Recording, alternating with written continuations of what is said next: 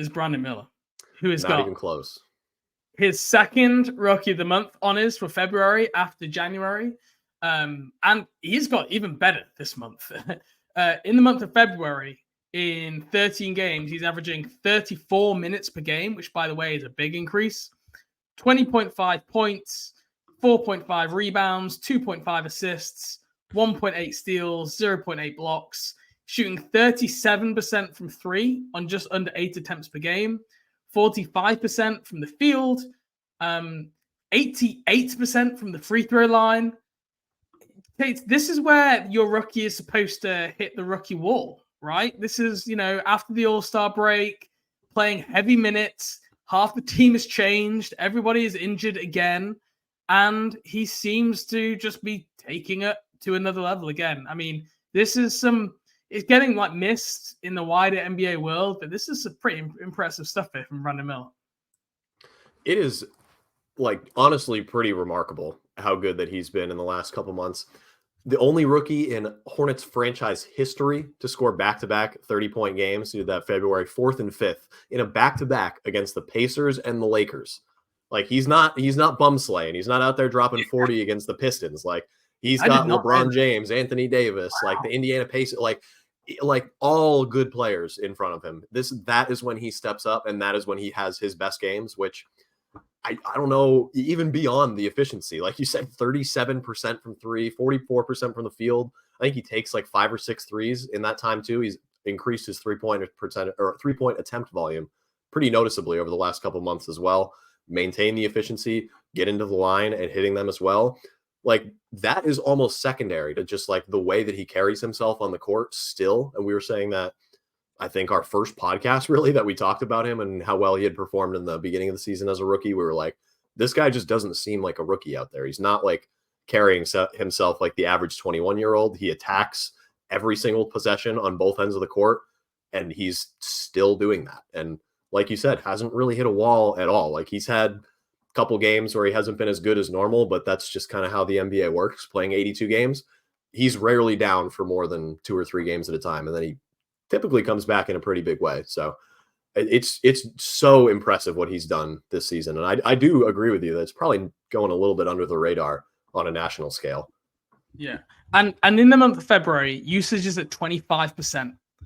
Before February, for the rest of the season, it was at 20.8%. So we're talking about he's being asked to do even more, like we say, with completely new teammates. Although I would say that I think some of these teammates probably do complement him better and this roster as a whole better. And there's been some real offensive slogs that we've seen. Obviously, the Golden State game. There was another game. I can't remember who they're playing now. The Bucks game where they obviously struggled to score. But he's now playing. That usage is in the kind of for wing players. I think it was in the 85th percentile. So he's now really carrying himself like a go-to scorer. Steve Clifford still seems to like Brandon Miller off the catch, and I understand that, and I think that's why seeing this version of Brandon Miller paired with LaMelo Ball, if we get to able to see that, that's going to be exciting to see either at some point in the season or next season, whatever it is. But this is a different Brandon Miller than LaMelo Ball got to play with, and that we've said before, this is where this franchise is going, really. As good as those two players are, that's the key thing here. So he's being asked to do more. He's delivering at a good level. I just can't say enough great things about Brandon Miller. And I also think there's a lot to be said for how much his role has changed. You look at the last 2 games, that the second half of that Sixers game and the Raptors game, Seth Curry and Cody Martin were both out. 2 guys that one of them had basically been playing point guard in Cody Martin when LaMelo was out. And Seth Curry was brought in to kind of be a shooter and secondary playmaker and add guard depth for the rest of the year. He had the ball in his hands a lot in that game. And, he's not necessarily expecting that on a regular basis to be the guy that is initiating offense. In the end of the game, when the Hornets were making their run to come back against the Raptors, he was kind of handling the ball a little bit. And he's had to do that so many different times in the year. We've seen him flash some pick and roll ball handling and passing. And then he's just going to shift back into scoring mode for, a half or a quarter or a full game whenever he needs to. Remarkable season from him so far. He had one move against the Raptors, and we'll get into the game in a little bit more detail, where he saw Grant Williams was free, but he knew if he passed Grant Williams the ball, the defense could kind of rotate and adjust to him. So he kind of looked off Grant Williams, took a dribble, attacked the middle, and then threw a no-look left-hand shovel pass, which he's done that a few times. He actually did that at Alabama, that exact like left-hand shovel pass, one-handed. And it was just one of those where he completely manipulated the defense. He knew exactly how he wanted to get Grant Williams the ball. He knew exactly how the defense would react to him. And those are the kind of like advanced reads you see the very best wing jumbo playmakers going, where they're conducting out there, right? You see guys like Luka Doncic do that. You see guys like Paul George do that. And that was something that he wasn't quite doing as early on in the season. There's definitely still room for growth. But I mean, even like all the effort, like metrics, like his block percentage, his steal percentage, his rebounding, it is all up for the month of February. Those things are hard. They take effort, right?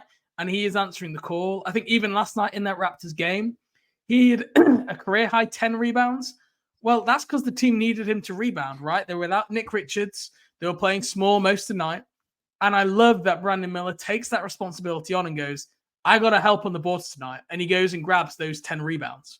That's just answering the call, giving your team what it needs.